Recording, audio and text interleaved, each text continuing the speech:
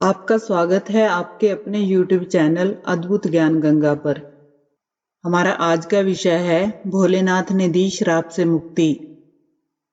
इक्ष्वाकु कुल में बहुत समय पहले एक पुण्यात्मा राजा राज्य करता था। उसका नाम मित्रसेन था। वह बहुत धीर वीर और श्रेष्ठ धनुर्धारी था। उसकी पत्नी का नाम था दमयंती। एक बार जब राजा अपनी सेना के साथ एक जगह से गुजर रहा था तो उसने एक दुखद दृश्य देखा। उसने देखा कि कमठ नाम का दानव महात्मा मंडप को कैसे आतंकित कर रहा था। उसे ये अच्छा नहीं लगा। कुछ देर इंतजार करने के बाद जब उससे रहा नहीं गया तो उसने अपने सारथी से कहा कि देखो, वह कमठ नाम का दानव महात्मा मंडप को कैसे आतंकित कर रहा है। मेरा रथ उसी ओर ले चलो। आज मैं इस दुष्ट को दंड दिए बिना नहीं छोड़ूंगा, ताकि भविष्य में जे किसी महात्मा को दुख ना पहुंचा सके। राजा के आदेश अनुसार सारथी रथ को आगे बढ़ा ले गया। राजा ने कमठ दानव को समझाने की कोशिश की, लेकिन जब वह नहीं माना तो राजा ने धनुष तीर पर चढ़ाया और कमठ दानव को निशाना बनाकर तीर छोड़ दिया। तीर लगते ही दानव ने वहीं दम तोड़ दिया। महात्मा मंडप ने राजा को ढेरों आशीर्वाद दिए। फिर राजा वापस अपनी राजधानी लौट आया और कुछ दिन बाद इस घटना को लगभग भूल ही गया। वह नियमानुसार राजकाज चलाने लगा। इधर कमठ दानव के छोटे भाई ने राजा मित्रसेन द्वारा अपने बड़े भाई के वध की बात सुनी तो वह बहुत क्रोधित हुआ और उसने राजा से इसका बदला लेने का निर्णय किया। योजना बनाकर एक दिन वह रसोइये का भेष बनाकर राजा के दरबार में उपस्थित हुआ और बोला कि महाराज, मैं एक कुशल रसोइया हूँ। एक बार आपने मुझे मौका दिया तो मैं आपको ऐसे स्वादिष्ट स्वादिष्ट भोजन बनाकर खिलाऊंगा कि आप वर्षों तक याद रखेंगे। राजा ने परीक्षण के तौर पर उसे अपना रसोइया बना लिया। कुछ ही दिनों में कपटी दानव ने राजा का विश्वास जीत लिया। कुछ दिनों बाद गुरु जयंती के दिन राजा ने बड़े आदर पूर्वक महर्षि वशिष्ठ को आमंत्रण भेजा। निश्चित समय पर गुरु वशिष्ठ भोजन के लिए पधारे। दानव को लगा कि राजा से बदला लेने का यह सही अवसर है। अपनी योजना के अनुसार कपटी दानव ने बड़ी चतुराई से महर्षि वशिष्ठ के भोजन में नर मांस परोस कर रख दिया। यह देखकर महर्षि वशिष्ठ क्रोधित हो गए और उन्होंने कहा कि पापी राजा, क्या यही तेरा सत्कार है? भोजन में नर मांस खिलाकर मुझे भी अधर्मी बनाना चाहता है। राजा को इस बारे में कुछ भी पता नहीं था। महर्षि की बात सुनकर राजा को जैसे सांप सूंघ गया। उससे कुछ भी बोलते ना बना। फिर बड़ी हिम्मत जुटाते हुए वह बोला कि क्षमा कीजिए गुरुदेव, इसमें मेरा कोई दोष नहीं है। ये सब इस रसोइये की करतूत है। महर्षि वशिष्ठ क्रोधित होकर बोले कि पापी, एक तो अपराध करता है, दूसरे किसी अन्य पर उसका दोष मढ़ता है। क्या ये रसोइया तेरा नहीं है? जा इस पाप की सजा भोग। मैं तुझे शाप देता हूँ कि इसी क्षण से तू राक्षस बन जाएगा और अनंत काल तक राक्षस योनि में भटकेगा। राजा ने गिड़गिड़ाते हुए कहा कि क्षमा कीजिए गुरुदेव, इस दास को इतनी कड़ी सजा न दें। अनजाने में हुए इस अपराध की मैं आपसे क्षमा चाहता हूँ। राजा के बहुत गिड़गिड़ाने पर आखिर ऋषि वशिष्ठ नम्र होकर बोले कि राजन, अनजाने में ही सही, अपराध तो तुमसे हो ही गया है। क्या तुम्हें नहीं पता था कि तुम्हारा रसोइया वस्तुतः एक दानव है? राजा बोला कि नहीं महाराज, बिल्कुल नहीं। यदि ऐसा होता तो मैं उसे एक पल भी यहाँ नहीं ठहरने देता। महर्षि बोले कि राजन, तुम्हारे साथ साथ मुझे भी धोखा हुआ है। खैर, अब शाप तो वापस नहीं लिया जा सकता, लेकिन अब तुम्हारे शाप का काल सिर्फ 12 वर्ष तक रहेगा। मैं तुम्हें इतनी ही छूट दे सकता हूँ। उचित अवसर जान कपटी दानव वहां से चलता बना। शाप के कारण राजा उसी क्षण से राक्षस हो गया। राक्षस बन जाने से राजा की बुद्धि भ्रष्ट हो गई और उसका व्यवहार भी राक्षसों की तरह हो गया। वह वन में पहुंचा और जीवों को मार मार कर खाने लगा।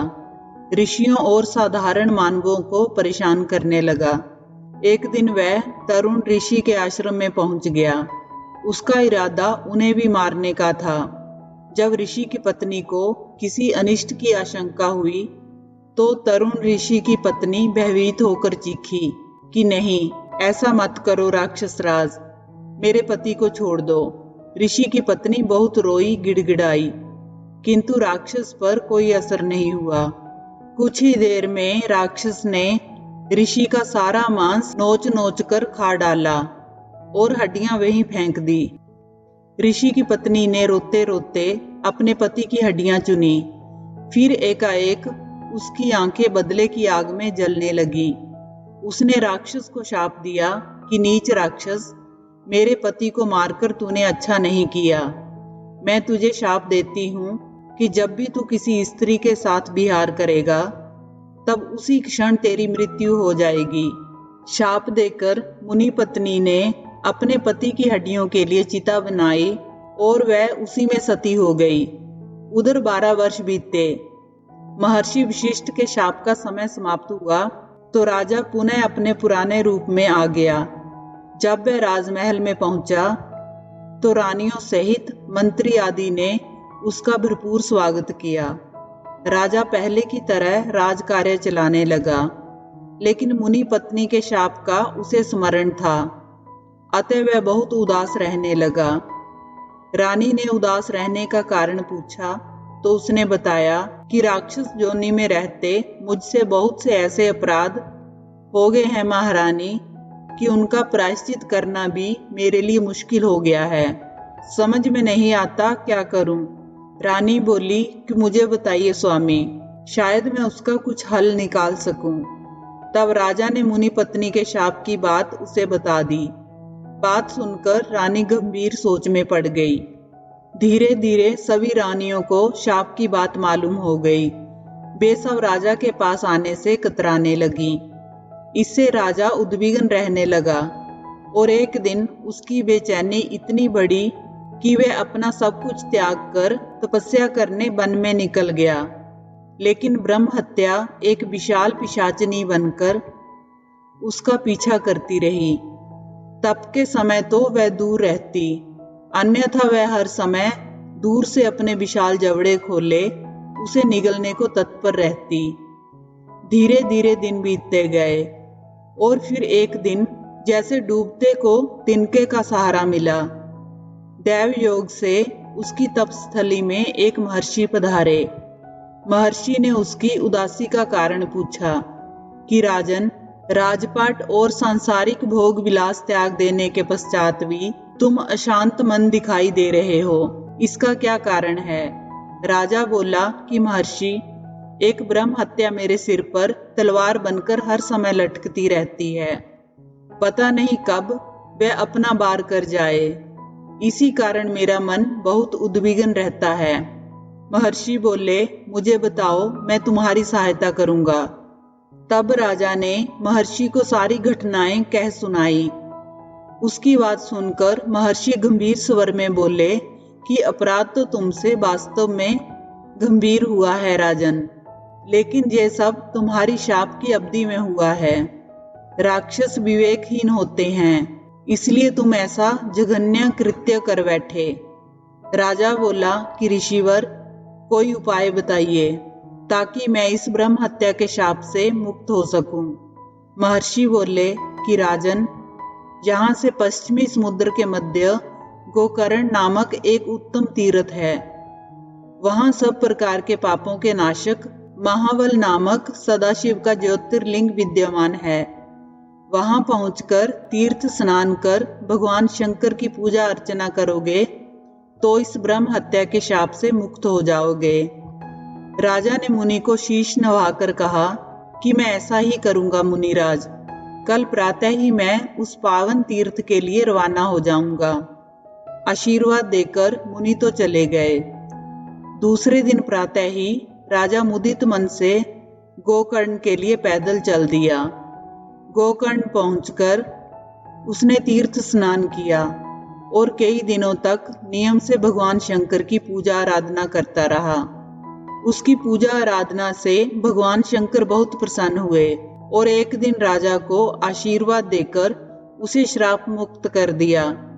श्राप मुक्त होकर राजा अपने राज्य की ओर चल पड़ा। जब उसके राज्य के लोगों को अपने दयालु राजा के आने का समाचार मिला तो वह बहुत खुश हुए। राज्य में वापसी पर उनका भरपूर स्वागत किया गया।